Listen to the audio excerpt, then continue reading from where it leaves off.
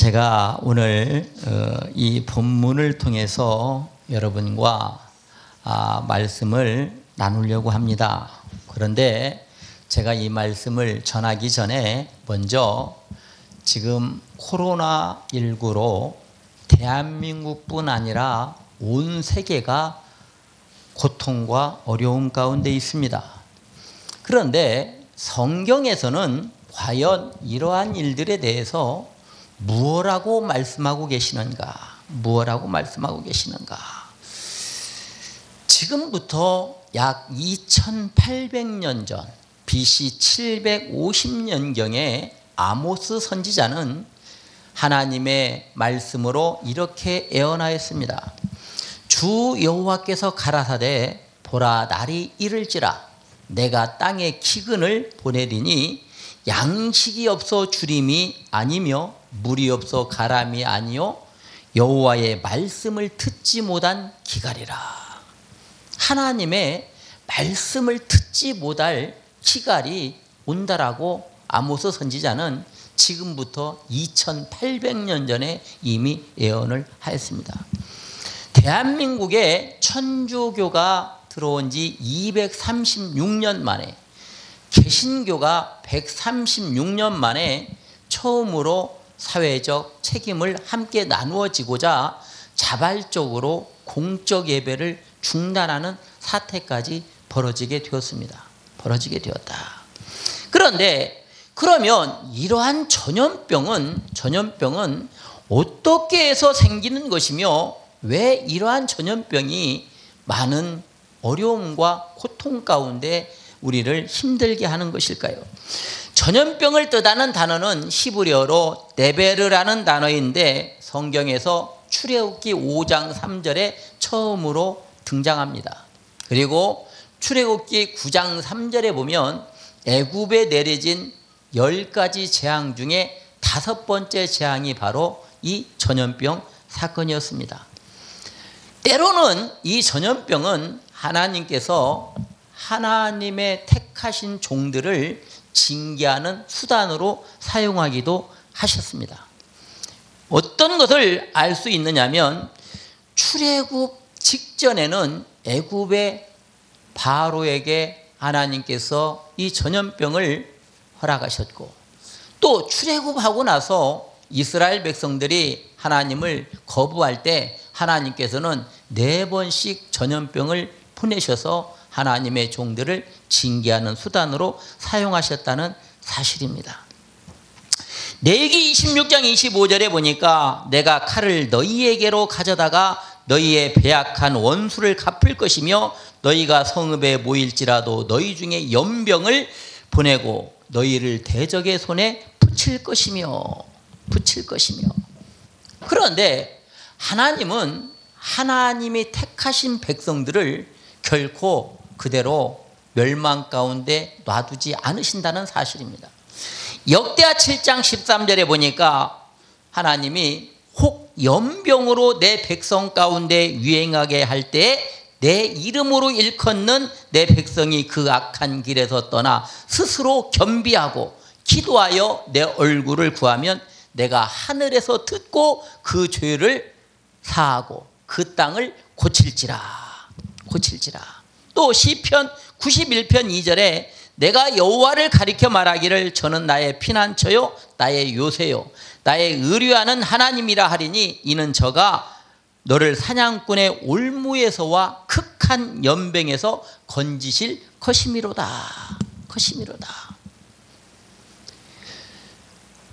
저는 확신합니다. 하나님께서 소돔성을 멸하실 때 아브라함이 하나님께 간청하며 의인 10사람을 찾지 못하고 결국 소돔성은 멸망당하고 말았습니다. 그러나 지금 이 시대에는 엘리야 시대에 바알에게 무릎 꿇지 아니한 하나님이 택하신 7천인이 있듯이 저는 이 시간에 세계로 열린 선교 방송을 시청하시는 여러분들 가운데 하나님이 바알에게 무릎 꿇지 아니한 7천인이 있다고 생각합니다. 그들의 기도를 들으시고 하나님은 반드시 이 문제를 조만간 해결해 주시리라 믿습니다. 해결해 주시리라. 여러분이 잘 아시다시피 애굽에 10가지 재앙이 내렸을지라도 애굽 땅 안에 있는 고센 땅에 있는 이스라엘 백성에게는 단 한 가지 재앙도 내리지 않았다는 사실입니다. 하나님이 그들을 지키시고 그들을 보호하시기 위해서 하나님의 특별하신 섭리를 하나님이 우리에게 보여주시고 허락하셨다는 사실입니다. 그래서 출애굽기 15장 26절에 너희가 너희 하나님 나 여호와의 말을 청종하고 나의 보기에 의를 행하며 내 계명에 귀를 기울이며 내 모든 규례를 지키면 내가 애굽 사람에게 내린 모든 질병의 하나도 너희에게 내리지 아니하리니 나는 너희를 치료하는 여호와임이니라. 여호와임이니라. 여호와 라파 하나님. 그 여호와 라파 하나님이 오늘 저와 여러분을 통해서 허락하신 이 약속의 말씀을 우리는 지키고 붙들면 하나님이 우리를 치료하시고 회복시켜 주실 줄로 믿습니다. 그런데 오늘 제가 본문에서 중요하게 말씀드리는 이 말씀이 무슨 말씀이냐면 마지막 시대가 되면 그가 누굽니까? 사탄이 무엇으로? 말로 지극히 높으신 하나님을 대적하고 또 그 말로 지극히 높으신 하나님의 성도들을 괴롭게 한다는 사실입니다. 괴롭게 할 것이다. 괴롭게 할 것이다. 지난 3월 7일 날 이재명 경기지사가 종교 집회 전면 금지 긴급 명령 카드를 꺼냈습니다. 이에 우리 대한민국을 대표하는 농객 중에 한 명인 진중권 전 교수가 이렇게 말합니다. 대한민국은 대한민주 국가다라며 신앙의 자유는 대통령도 못 건드린다. 일개 도지사 따위가 함부로 건드릴 수 있는 가치가 아니다 라고 비난하면서 어차피 주일 예배를 강행하는 교회들은 있을 수밖에 없다. 그런 교회들을 위해 방역 대책을 마련하는 게 지사의 임무라면서 정치를 할 게 아니라 방역을 하라라고 일침을 가했습니다.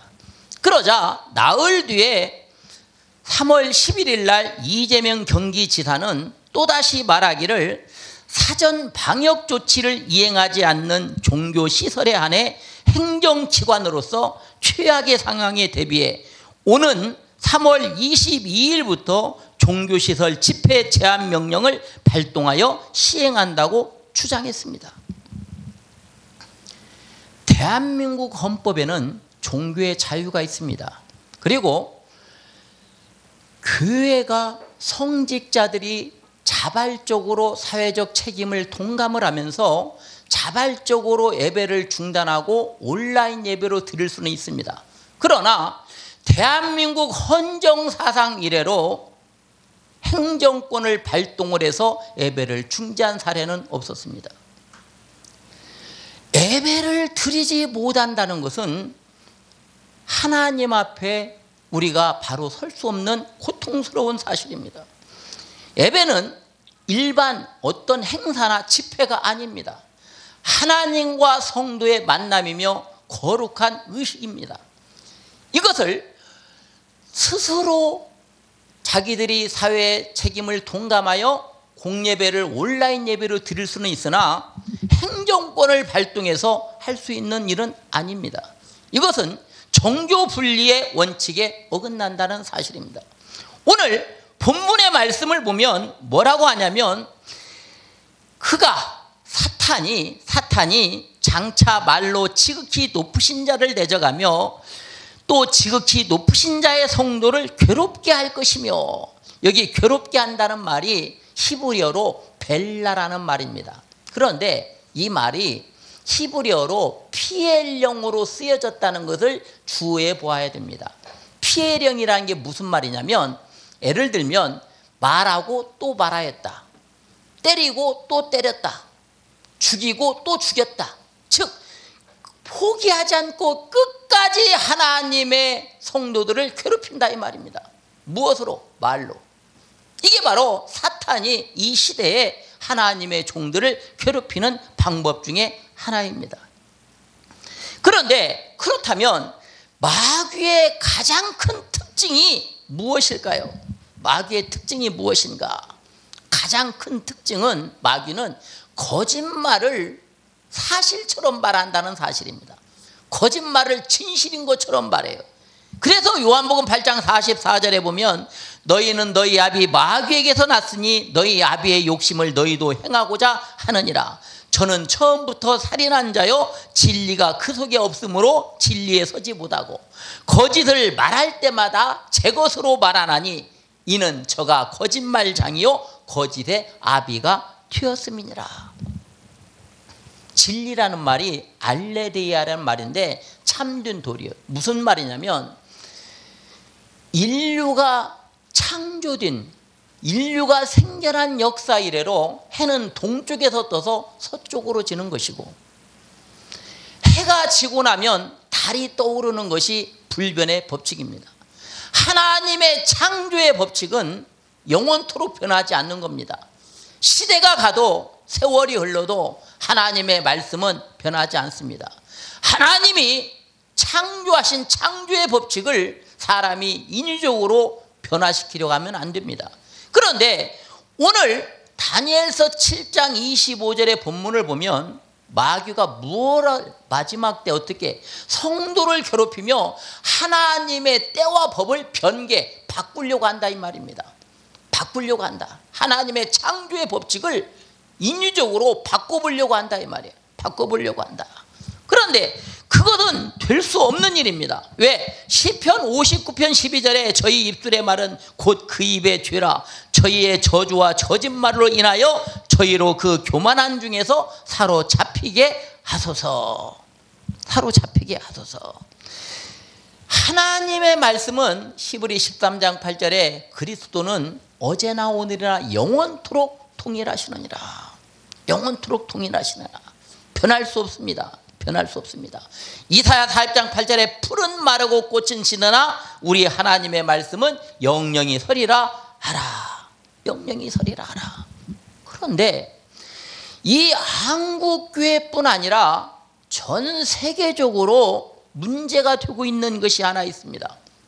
무엇이냐면 1980년대 이후로 반려동물을 가족이라고 주장하는 이단적인 사상이 기독교 안으로 침투했다는 사실입니다. 성경의 역사를 보면 이스라엘 민족은 개를 가축 가운데 지극히 혐오스러워했습니다. 그 이유는 무엇이냐면 개는 성경에서 사탄을 상징하는 동물입니다. 사탄을 상징하는 동물입니다. 시편 22편 20절을 보면 내 생명을 칼에서 건지시며 내 유일한 것을 개의 세력에서 구하소서. 구하소서. 이 개라는 존재는 한자 옥편에서는 개견자를 하찮은 것이라고 말하고 있습니다. 하찮은 것이다. 하찮은 것이다. 그러면 이처럼 개를 가까이 하고 짐승을 가까이 했던 문화는 어떤 문화인가? 가나안 족속의 문화에서부터 그 문화가 시작되었다는 걸 알 수 있습니다. 가나안 족속들은 성경의 기록을 살펴보면 심지어 짐승과 수간하였다고 합니다.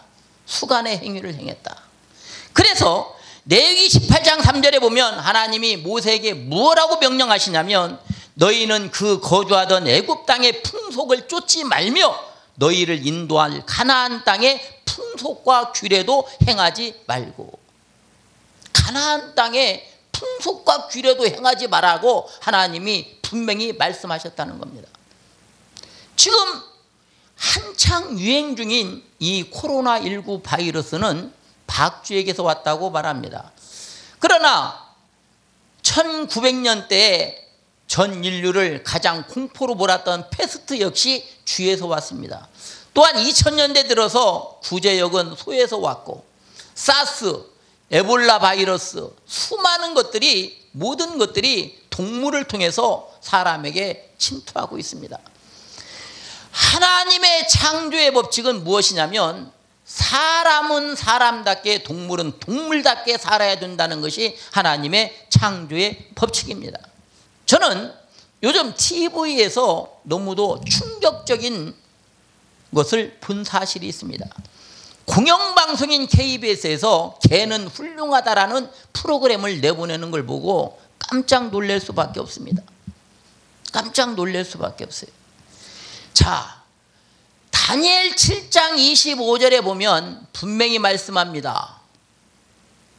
그가 장차 말로 지극히 높으신 자를 대적하며 지극히 높으신 자의 성도들을 괴롭게 할 것이며, 말로 괴롭힌다는 거예요. 하나님이 만드신, 창조하신 창조의 때와 법을 바꾸려고 한다 이 말이에요. 아닌 것을 긴 것처럼 만들려고 한다입니다. 만들려고 한다는 사실이에요. 사람과 짐승은 근본적으로 같을 수 없습니다. 사람은 창세기 1장 27절에 하나님의 형상대로 창조하셨다라고 말씀합니다. 창세기 1장 28절에 모든 짐승, 하늘과 바다와 땅에 있는 모든 짐승들은 사람의 다스림을 받도록 창조하신 것이 하나님의 뜻이요 섭리입니다.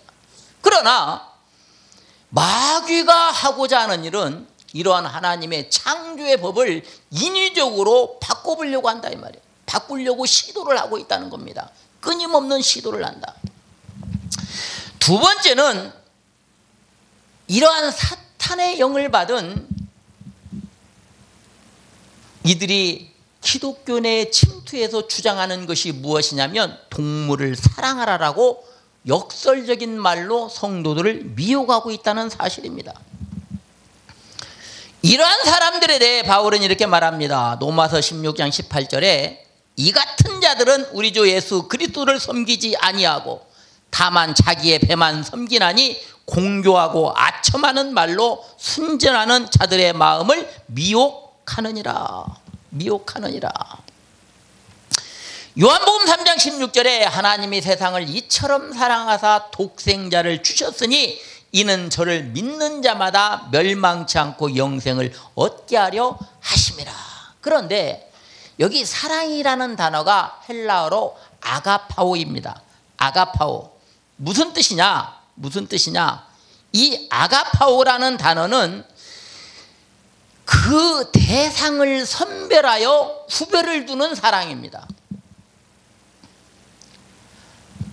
아무나 쉽게 사랑한다고 말하는 게 아니라 여기서 성경에서 말씀하는 이 사랑이라는 아가파오라는 헬라어 단어는 대상을 선택하여 구별을 두는 사랑이다.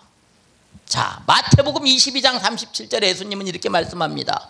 예수께서 가라사대 내 마음을 다하고 목숨을 다하여 주 너의 하나님을 사랑하라 하셨으니 이것이 크고 첫째 되는 계명이요 둘째는 그와 같으니 내 이웃을 내 몸과 같이 사랑하라 하였으니 이 두 계명이 온 율법과 선지자의 강령이니라.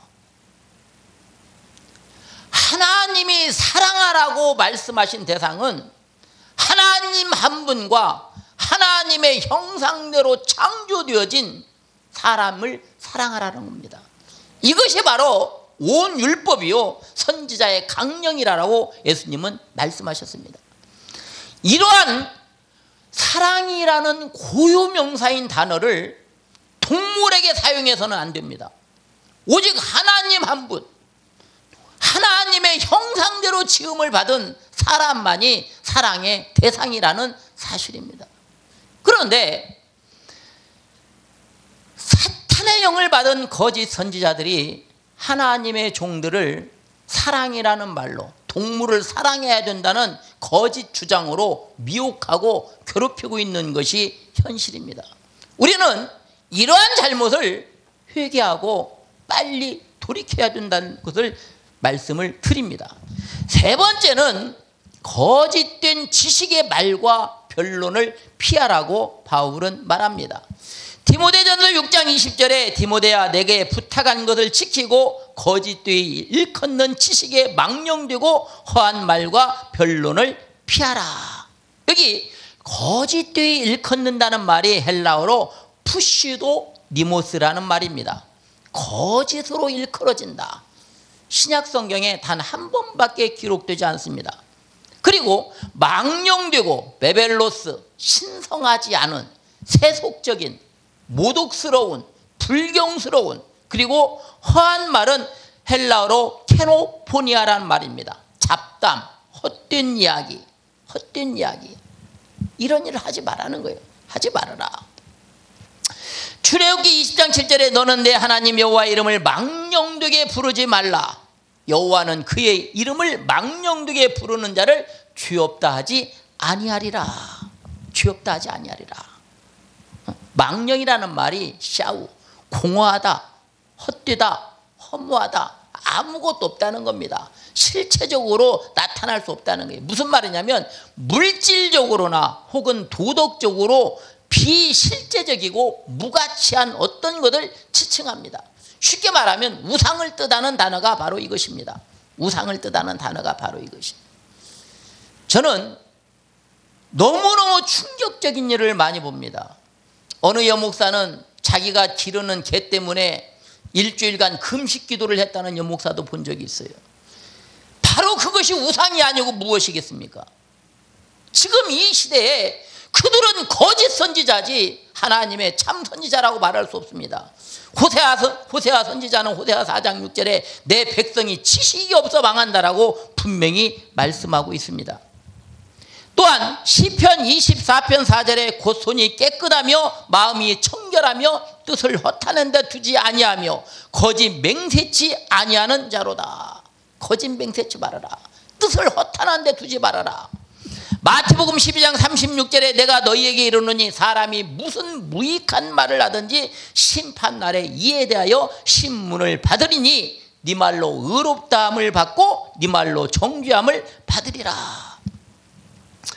그런데 이러한 거짓된 자들이 어떻게 하나님의 고귀하신 사랑, 그 하나님의 사랑하시는 성도들을 말로 괴롭히는가?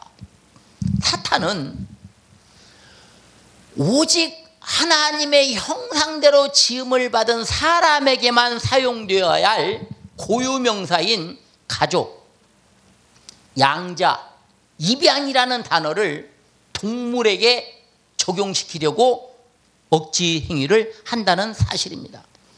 자, 국어사전에 보니까 가족이라는 단어를 이렇게 정의합니다. 주로 부부를 중심으로 한 친족 관계에 있는 사람들의 집단 또는 그 구성원, 혼인, 혈연, 입양 등으로 이루어진다. 가족이라는 단어는 부부를 중심으로 국어사전에 분명히 기록되어 있어요. 저는 너무 우려스러운 것이 지금 어린아이들도 그렇고 앞으로 태어나는 아이들은 그 거짓된 자들의 말을 듣고 정말로 자기가 기르는 짐승이 자기와 형제고 자매인 줄 알 것입니다. 가족이라고 말한다는 자체는 하나님을 불경스럽게 하고 하나님을 욕되게 하는 행위예요. 있을 수가 없는 일입니다. 두 번째는 양자라는 단어는 마태복음 12장 50절에 보니까 누구든지 하늘에 계신 내 아버지의 뜻대로 하는 자가 내 형제요 자매요 모친이니라 하시더라. 하나님의 뜻대로. 하나님의 뜻이 무엇입니까? 하나님이 만드신 창조의 법칙을 지키고 하나님의 계명을 지키고 하나님의 말씀대로 살아가고 하나님이 하나님을 사랑하고 하나님의 형상대로 지음을 받은 사람을 사랑하라고 하신 그 계명을 지키는 것이 하나님의 뜻대로 하는 것입니다. 그런데 거짓 선지자들은 짐승을 가족이라고 말합니다. 가족이라고 말해요. 성경은 양자에 대해서 뭐라고 말씀하냐면 로마서 8장 14절에서 16절에 무릇 하나님의 영으로 인도함을 받는 그들은 곧 하나님의 아들이라. 너희는 다시 무소하는 종의 영을 받지 아니하였고 양자의 영을 받았으므로 아바 아버지라 부르짖느니라. 성령이 친히 우리 영으로 더불어 우리가 하나님의 자녀인 것을 증거하시나니. 여기 양자라는 단어가 헬라어로 휴오데시아예요. 휴오데시아. 뜻은 양자 삼기. 이 고유명사 휴오데시아는 양자 삼음, 즉 아이를 자신의 자녀로 입적하는 것을 의미하는 전문 법률 용어입니다. 양자는 상속자가 없을 때 상속자가 되며 법적 후손으로 인정되었습니다. 즉 이 명사 휴오데시아, 양자라는 단어는 그리스도의 참된 제자들의 본질과 상태를 나타냅니다. 그들은 하나님의 성령을 우리의 영혼 속으로 받아들임으로 하나님의 아들이 된다는 사실입니다. 그런데 주변에서 또 TV에서 너무너무 충격적이에요. 개를 양자 삼았다. 개를 입양하였다. 이것은요, 있을 수 없는 사실입니다. 지금 분명히 본문에서 말씀합니다. 사탄은 마지막 때에 말로 하나님의 때와 법을 변개시키려 한다는 거예요. 하나님이 만드신 창조의 법칙을 바꾸려고 한다는 겁니다. 바꾸려고. 그러나 그렇게 되지 않습니다. 그렇게 될 수 없습니다. 국어사전에서 입양이라는 단어는 이렇게 정의합니다. 첫째, 양자로 들어감 또는 양자를 들임. 두 번째, 양친과 양자가 법률적으로 친부모와 친자식의 관계를 맺는 신분행위. 사람이 사람을 양자로 들일 수 있지만 사람이 어떻게 짐승을 양자로 삼을 수 있다는 말입니까? 어떻게 짐승을 입양한다고 말할 수 있다는 말입니까? 저는 우리 한국교회뿐 아니라 이 세계로 열린 선교방송을 시청하시는 모든 시청자 여러분들은 이 마귀의 괴계를 꼭 기억하시기 바랍니다. 마귀의 가장 강력한 무기는 바로 말입니다. 그리고 마귀는 요한복음 8장 44절에 말씀한 대로 거짓말을 제 것처럼 말하는 것이 마귀의 특징입니다. 하나님이 만드신 창조의 법칙은 영원히 변할 수 없는 것입니다. 변해지지 않는 겁니다. 아무리 시대가 역행되고 아무리 세월이 가도 짐승이 사람으로 바뀔 수는 없습니다. 짐승이 사람과 동등해질 수 없습니다. 하나님의 법을 지켜야 된다는 사실입니다. 야고보 선지자는 야고보 3장 2절에 말씀합니다. 우리가 다 실수가 많으나 만일 말에가 실수가 없는 자면 곧 온전한 사람이라 능히 온몸도 굴레 씌우리라. 여기 말은 노고스, 즉 하나님의 말씀을 의미합니다. 하나님의 말씀에 서 있다면 실수가 없다는 거예요. 하나님의 말씀대로 하나님의 창조의 법칙대로 행한다면 그 사람은 텔레오 온전한 완벽한 사람이라는 겁니다. 실수할 리가 없다는 거예요. 성경 66권을 한번 전부 다 뒤져보세요. 동물을 사랑하라는 단어가 어디 있습니까? 동물이 하나님과 동등하다라는 말씀이 어디에 있습니까? 모든 피조물, 동물뿐 아니라 이 땅에 있는 모든 피조물은 하나님의 형상대로 지음을 받은 사람에게 다스림을 받으라고 하나님이 그렇게 창조의 법칙으로 정하셨다는 사실입니다. 정하셨습니다. 저는 우리가 이러한 말을 온전히 지킬 때 우리 세상에서 이런 말이 있어요. 길이 아니면 가지를 말고 말이 아니면 하지를 말아라. 말이 아니면 하면 안 됩니다. 해서는 안 되는 거예요. 안 되는 말을 해서 하나님을 욕되게 하고 하나님의 영광을 가리고 하나님을 욕되게 하는 그러한 행위는 하나님을 대적하는 사탄의 행위에 동조하는 것과 다름이 없습니다. 저는 그래서 우리가 이러한 잘못을 어떻게 고쳐야 되는가? 창세기 11장 1절을 보면 온 땅에 구음이 하나요 언어가 하나였더라 라고 시작합니다.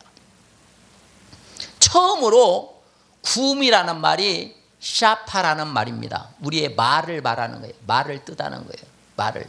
언어라는 말은 히브리어로 다바르, 말, 일, 사건을 뜻하는 겁니다. 그런데 노아의 홍수 이후에 모든 인류가 죄악으로 인해 멸절을 당하고 다시 하나님께서 그들을 온 세상으로 흩어지라고 명했는데 이들이 한마음 한뜻이 돼가지고 바벨탑을 쌓아서 하늘까지 닿으려고 하자 하나님이 내리신 징계가 바로 7절에 보면 우리가 내려가서 저들의 말을 혼잡케 하여 서로 알아듣지 못하게 하자.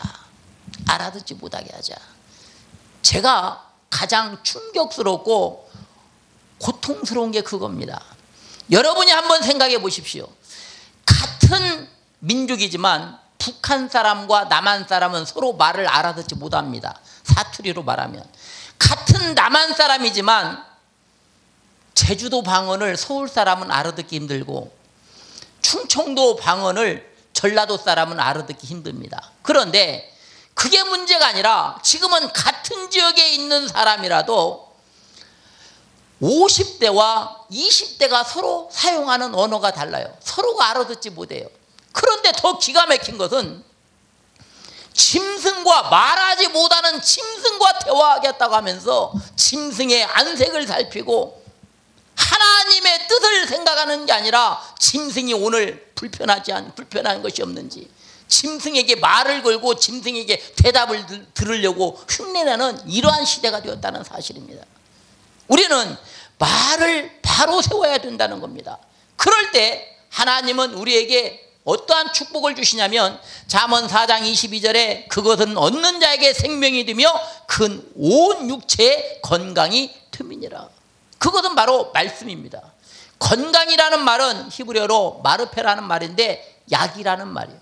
즉 이러한 코로나19가 두려운 게 아니라 다윗이 고백합니다. 시편 66편 18절에 내가 만일 내 마음에 죄악을 품으면 주께서 듣지 아니하시리로다. 코로나19가 두려운 게 아닙니다. 하나님이 내 기도를 듣지 아니하시는 게 두려운 것입니다. 하나님이 우리의 기도를 들으신다면 코로나19가 아니라 그 어떠한 재앙도 그 어떠한 고통도 우리를 힘들게 할 수 없습니다. 먼저 우리가 하나님의 뜻 가운데에서 하나님의 창조의 법칙을 지키고 살아가야 된다는 사실입니다. 이 말이라는 것은 하나님과 하나님의 형상대로 지음을 받은 사람이 사용할 수 있는 유일한 특권입니다. 동물과 대화하는 것은 옳지 않습니다. 동물에게는 지시하고 명령할 뿐입니다.